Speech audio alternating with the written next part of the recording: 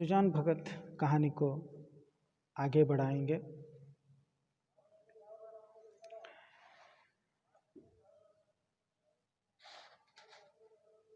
रूठ कर घर के बाहर आके बैठा है सुजान भगत और बेटा खाने को बुलाने आता है, लेकिन मानता नहीं है।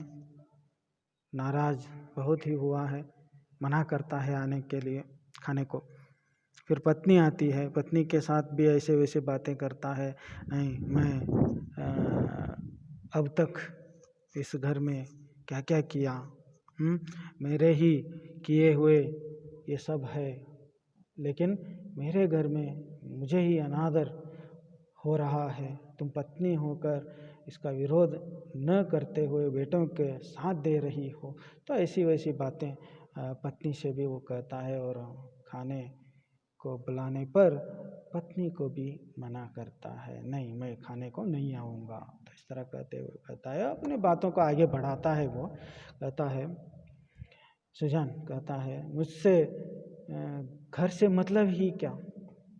बोला, अब खा पी कर क्या करेगा। हल जोतने से रहा, पावड़ा चलाने से रहा, मुझे खिलाकर दाने को क्यों खराब करोगी। रख दो, बेटे दूसरी बार खाएंगे। नहीं, मुझे खिलाकर क्या करोगी, वेस्ट हो जाएगा ना। मेरे खाने से दाने व्यर्थ हो जाएंगे ना। वही दाने वही खाना अगर बच्चों को के लिए रखोगे अगली बार खाने के लिए, वो अगर खाएंगे तो कुछ ना कुछ वो लोग काम करेंगे ना खा पी कर। मैं तो कुछ नहीं करूँगा ना इस घर में, मुझे खिलाकर व्यर्थ क्यों करोगी खाना। तो इस तरह वो कहती है, वो कहता है, सुजान भगत पत्नी से कहता है, बुला की कहती है, तुम तो जरा सी बात पर तिनक जाते हो। सच कहा है, बुढ़ापे में आदमी की बुद्धि मारी जाती है। बोला ने इतना तो कहा था कि इतनी भीख मत ले जाओ, या और कुछ, इतना ही कहा था ना, इतनी भीख मत ले जाओ। और कुछ कहा क्या उसने। तो इस तरह बुला के कहती है। तो सुजान कहता है, हाँ बेचारा इतना कहकर रह गया, बेचारा इतना कहकर रह गया। तुम्हें तो मज़ा तब आता जब वह ऊपर से 2-4 डंडे लगा देते, तब मज़ा आता था ना तुझे। सिर्फ इतना ही कर छोड़ा, ऊपर से 2-3 डंडा भी लगा देते तो अच्छा लगता था ना तुझे। तो इस तरह पत्नी को सुजान कह रहा है। तो क्यों, अगर यही अभिलाषा है तो पूरी कर लो। अगर यह भी बेटा आकर मुझे 2-4 डंडा लगाए तो यह भी तुम्हारा इच्छा है, तो वो अभिलाषा है तो वो भी पूरा कर लो। पूरी कर लो। भोला खा चुका होगा, बुला लाओ। नहीं, भोला को क्यों बुलाती हो। नहीं, भोला को क्यों बुलाती हो, तुम ही ना जमा दो, 2-4 हो जाए। तो इतनी कसर है, वह भी पूरी हो जाए। अभी जो भी कसर बाकी है वो भी पूरा करो। अगर मारना चाहते हो तो तुम भी मारो। तो इस तरह है सुजान पत्नी से कह रहा है। बुला के कहती है, धीरज से वो पति के साथ बात कर रही है। वो कहती है, हाँ और क्या, यही तो नारी का धर्म ही है। अपने भाग सराहो कि मुझ जैसी सीधी औरत पाली। जिस बल चाहते हो बिठाते हो, ऐसे मुंहजोर होती तो तुम्हारे घर में एक दिन भी निभा न होता। पत्नी कहती है, हाँ मैं हूँ तो इसलिए इस घर में टिकी हूँ, और कोई होती तो तुम्हारे बातें न मानते हुए इस घर से कभी का चली जाती थी। तो इस तरह बुला के कहती है सुजान को। सुजान कहता है, हाँ भाई, वह तो मैं ही कह रहा हूँ कि देवी थी और हो। तुम तो देवी थी, मैं भी कह रहा हूँ ना, देवी थी और आज भी तुम हो वैसे ही। मैं तब भी राक्षस था और अब भी दैत्य हो गया हूँ। मैं तब भी वैसे ही था, अभी भी मैं उसी तरह हूँ। बेटे कमाऊ हैं, बेटे कमा रहे हैं ना अभी घर में, हाँ, उनकी सी न कहोगी तो क्या मेरी सी कहोगी? मुझसे अब क्या लेना देना है? से अब क्या लेना देना है तुम्हारा? बेटे कमा रहे हैं तो उन्हीं की तरह तुम बात करोगी। तो इस तरह सुजान बुलाकी से कह रहा है। बुलाकी कहते हैं तुम झगड़ा करने पर तुले बैठे हो और मैं झगड़ा बचाती हूँ कि 4 आदमी हंसेंगे। चलकर खाना खा लो सीधे से, नहीं तो मैं जाकर भूखी सो जाऊंगी। मैं तो इस झगड़े को यहीं पे समाप्त करना चाहती हूँ, तुम तो झगड़े को आगे बढ़ाना चाहते हो। चलो जाके खाना खा लो, मैं भी खा लूँगी तुम्हारे साथ, नहीं तो मैं भी भूखी सो जाऊँगी। इस तरह बुलाकी कहती है। सुजान कहता है तुम भूखी क्यों रहोगी? तुम भूखी क्यों सोओगी? तुम्हारे बेटों की तो कमाई है, हाँ मैं बाहर ही का आदमी हूँ। और इस तरह कहने से बुलाकी कहती है बेटे तुम्हारे भी तो हैं, बेटे तुम्हारे भी तो हैं। सुजान नहीं, मैं ऐसे बेटों से बाज आया, किसी और के बेटे होंगे। मेरे बेटे होते तो क्या मेरी दुर्गति होती? किसी और के बेटे होंगे, मेरे बेटे तो होते तो मेरी इस तरह की दुर्गति होती क्या? तो इस तरह पत्नी से सुजान कहता है। बुलाकी को अब गुस्सा आया। गालियाँ दोगे तो मैं भी कुछ कह बैठूंगी। तुम गालियाँ दे रही हो, बिना वजह से मुझ पर आरोप कर रहे हो, तो ठीक नहीं रहेगा, मैं भी चुप नहीं बैठूंगी।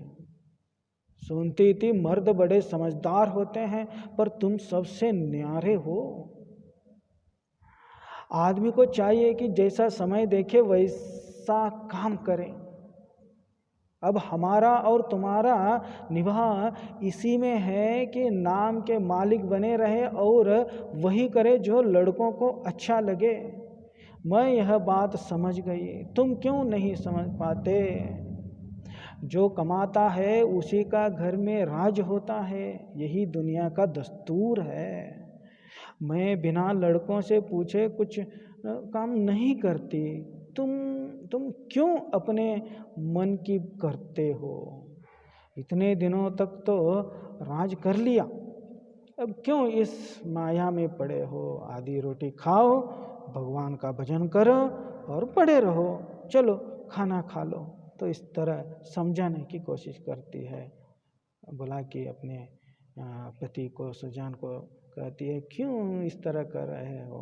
अब हमारे तुम्हारे दिन गए, अब बच्चों के दिन है, वो जैसे कहेंगे वैसे हमें नाम के लिए मालिक बनकर आराम से अगर वो जो कुछ देते हैं वो खा पी कर आराम से रहें। मैं तो ये बात समझ चुकी, तुम क्यों नहीं समझ रहे हो? तो इस तरह बुला के अपने पति से कह रही है। सुजान कहता है तो अब मैं द्वार का कुत्ता हूँ? मैं अब द्वार का कुत्ता हूँ क्या? बुलाकी से पूछता है सुजान। बात जो थी वह मैंने कह दी, अब अपने को जो चाहो समझो। सुजान न उठे। बुलाकी हार कर चले। नहीं, पत्नी के बात तो नहीं माना सुजान, वो तो हार गई, उसे बुला बुला कर हार जाती है।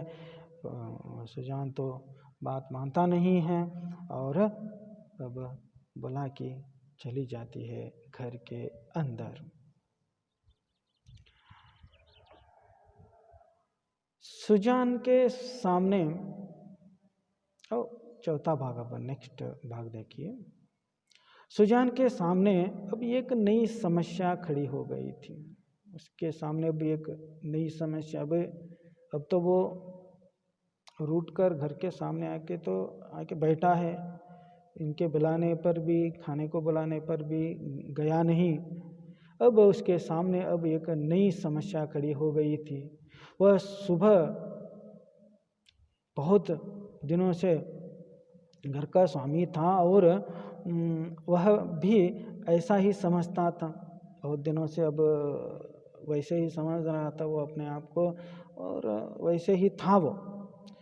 अब परिस्थिति में कितना उलटफेर हो गया था तो उसकी ऐसी खबर न थी। तो ये परिस्थितियां ऐसी बदल गई हैं, इस बारे में वो कभी सोचा नहीं था सुजान। उसका सेवा सम्मान करते हैं, लड़के उसके सेवा सम्मान करते हैं, यह बात उसे भ्रम में डाले हुए थे। लड़के उसके सामने चिलम नहीं पीते, हाँ, खाट पर नहीं बैठते। क्या यह सब उसके गृह स्वामी होने का, मतलब उस घर का मालिक होने का प्रमाण न था? पर आज उसे यह ज्ञात हुआ कि यह केवल श्रद्धा थी। आज उसे पता चला है सुजान को कि यह सब श्रद्धा थी मेरे ऊपर। मुझे सिर्फ वो लोग श्रद्धा से, मुझ पर रहने वाली उस श्रद्धा के कारण ऐसे करते थे। मुझे घर का तो मालिक मानते ही नहीं थे ये लोग। अब समझ में आ रहा है सुजान को, उसके स्वामित्व का प्रमाण नहीं, ये तो स्वामित्व का प्रमाण नहीं है, ये तो श्रद्धा है। अब तक जिस घर में राज्य किया उसी घर में अपराधीन बनकर वह नहीं रह सकता। उसको श्रद्धा की चाह नहीं, सेवा की भूख नहीं, उसे अधिकार चाहिए। सुजान अब सोच रहा है नहीं नहीं, मुझे श्रद्धा नहीं चाहिए।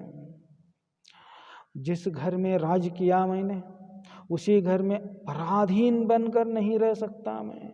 उसको अब सुजान को श्रद्धा की चाह नहीं, सेवा की भूख नहीं, तो उसे क्या चाहिए? अब अधिकार चाहिए। वह इस घर पर दूसरों का अधिकार नहीं देख सकता, मंदिर का पुजारी बनकर वह नहीं रह सकता। तो इस तरह सुजान सोचता है। न जाने कितनी रात बाकी थी, रात में अभी रात बहुत बाकी थी। सुजान ने उठा। सुजान उठकर गंडासे से बैलों का चारा काटना शुरू किया। गंडासा मतलब चारा काटने का एक औजार। तो उससे बैलों के लिए चारा काटने लगा। सारा गांव सोता था, सारा गांव सो रहा था, पर सुजान करवी काट रहे थे। सारा गांव सो रहा था लेकिन सुजान तो रात में उठकर करवी काट रहा था, मतलब चारा काट रहा था बैलों के लिए। इतना श्रम उन्होंने अपने जीवन में कभी न किया था। इतना श्रम किया उसने उस वक्त, जीवन भर वो इस तरह का श्रम नहीं किया था। जब से उन्होंने काम करना छोड़ दिया था, बराबर चारे के लिए हाय हाय पड़ी रही थी। बैलों के लिए ठीक तरह से चारा ही नहीं मिल पाता था जब से वो इस तरह का काम करना छोड़ दिया था। सुजान हाय हाय हो रही थी चारे पाने के लिए बैलों को। शंकर भी काटता था, भोला भी काटता था, पर चारा पूरा न पड़ता था। आज वह इन लोड़ों को दिखा देंगे, चारा कैसे काटना चाहिए ये दिखा देंगे। उन लोंडों को मतलब दोनों बेटों को कैसे चारा काटा जाता है ये दिखा देंगे। तो इस तरह वो काट रहा है। उसके सामने कटिया का पहाड़ खड़ा हो गया। चारा इतना काटा, कटिया का एक बहुत बड़ा पहाड़ ही खड़ा हो गया उसके सामने।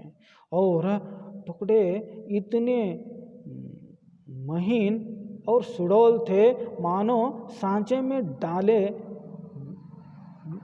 गए हों, सांचे में डाले गए हों, ऐसे सुडौल इतने टुकड़े महीन थे, मार्क करके काटा गया हो, ऐसे काट दिया था वो चारा। क्या कहते हैं उसको? कटिया। मुंह अंधेरे भुला की उठी तो कटिया का ढेर देख कर दंग रह गई। मुंह अंधेरे मतलब अभी सूरज की रोशनी नहीं आई थी, अभी थोड़ा थोड़ा रात बाकी थी। वो तब बुला की उठ कर देखती है घर के सामने, तो ये कटिया का ढेर दंग रह जाते हैं देखकर। बोलती है, क्या भोला आज रात भर कटिया ही काटता रहा क्या? तो इस तरह वो सोचती है। बोला, कटिया ही रात भर कटिया ही काट रहा था क्या? कितना कहा है कि बेटा जी से जहान है, पर मानता ही नहीं, रात को सोया ही नहीं शायद। तो इस तरह वो सोचती है। सुजान भगत ने ताने से कहा। सुजान कहता है, ताने मारते हुए पत्नी को कहता है, वह सोता ही कब है, जब देखता हूँ तब काम ही करता रहता है। व्यंग्य करता है, पत्नी को व्यंग्य करते हुए सुजान कहता है, वो सोता कब है, जब देखता हूँ तब काम ही करता है। ऐसा कमाओ संसार में और कौन होगा? तो इस तरह सुजान पत्नी को कहता है। तो इतने में भोला आंखें मलता हुआ बाहर निकला। उसे भी यह ढेर देखकर आश्चर्य हुआ। माँ से बोला, क्या शंकर आज बड़ी रात को उठा था अम्मा? पूछता है। भोला की कहती है, वो तो पड़ा सो रहा है, मैंने तो समझा तुमने काटी होगी। तो इस तरह पत्नी भोला की अपने बेटे भोला से कहती है। भोला, मैं तो सवेरे उठ ही नहीं पाता, दिन भर चाहे जितना काम कर लूं, पर रात को मुझसे नहीं उठा जाता। भोला की कहती है, तो क्या तुम्हारे दादा ने काटी है? भोला कहते, हाँ मालूम तो होता है, रात भर सोए नहीं, मुझसे कल बड़ी भूल हुई। अरे वह तो हल लेकर जा रहे हैं, जान देने पर उतारू हो गए हैं क्या? जान देने पर उतारू हो गए हैं क्या? हल लेकर जा रहे हैं खेत के तरफ। तो भुलाकी कहते, क्रोधी तो सदा के हैं, अब किसी की सुनेंगे थोड़े ही। क्रोधी तो पहले से ही है, लेकिन अब किसी को सुनता तो थोड़े ही वो, किसी का सुनेगा नहीं वो। तो बोला कहता, शंकर को जगा दो, मैं भी जल्दी से मुंह हाथ धोकर हल ले जाऊं। बोला कहता है, जब और किसानों के साथ भोला हल लेकर खेत में पहुंचा तो सुजान आधा खेत जोत चुके थे। भोला ने चुपके से काम करना शुरू किया। सुजान से कुछ बोलने की उसकी हिम्मत ना पड़ी, नहीं बोल सका वो सुजान से, और हिम्मत भी नहीं हुई बोलने से। अब दोपहर हुआ, सभी किसानों ने हल छोड़ दिए, पर सुजान भगत अपने काम में मग्न है। भोला थक गया है, उसकी बार बार इच्छा होती है कि बैलों को खोल दे, मगर डर के मारे कुछ कह नहीं सकता। सबको आश्चर्य हो रहा है कि दादा कैसे इतनी मेहनत कर रहे हैं। आखिर डरते डरते बोला कहता है अपने पिता से, दादा अब तो दोपहर हो गया, हल खोल देना,